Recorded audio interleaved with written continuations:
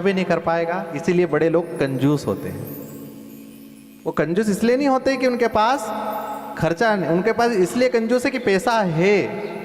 अब जिसके पास है वही तो कंजूस रहेगा, हम और आप जैसे तो रहेंगे नहीं। अब है ही नहीं तो क्या कंजूसी करें।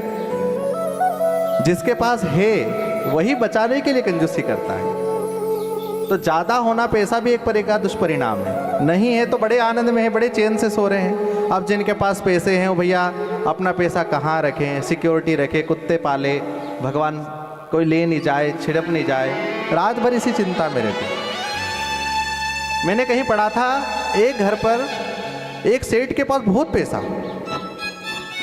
उसके घर पर कम से कम 20-30 नौकर चाकर, लेकिन सेठ के पास इतना पैसा होने के बाद में बीमारियां इतनी कि उसे डायबिटीज भी है, शुगर भी है, उसको अस्थमा भी है, वो कुछ खा नहीं सकता। शाम शाम को मजदूर उसके जो है नौकर हल्का फुल्का उसको दलिया दे देते हैं, कुछ उबली हुई सब्जी दे देते हैं और दाल का पानी दे देते हैं, उसी को वो खाता है। अब उसके जो 20-30 जो नौकर है ना, वो उसी के घर में रहकर, अब नौकर है तो वहीं खाएंगे, उसी के घर में रहकर उसी का राशन बढ़िया बनाते। कभी दाल भात बनती है, कभी दाल चावल बन रहे हैं, कभी ढोकले बन रहे हैं, कभी बाफले बन रहे हैं, खूब आनंद में खाते हैं।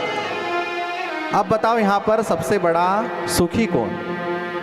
वो सेठ जिसके पास सारा धन है और उसका उपयोग नहीं कर सकता, या वो सब नौकर जो उसके यहाँ काम करते हैं लेकिन बड़े आनंद में।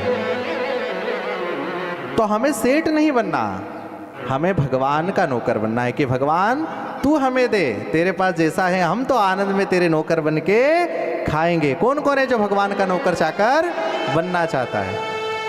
भगवान तू हमें दे, हमें सेठ नहीं बनना। तो प्रेम से भगवान भोजन दे, सुबह हमारी आंख खुल रही इतना आशीर्वाद दे, बड़े प्रेम में रहे, आनंद में रहे, परिवार के साथ रहें। और जब हरि कथा हो, भगवान के कोई आयोजन हो, धर्म का कार्य हो, तो हमें ऐसी इच्छा शक्ति दे कि हम आगे बढ़ कर के वो काम को पूरा करें। इतना आशीर्वाद। तो आज उस राजा के पास सब कुछ है, फिर भी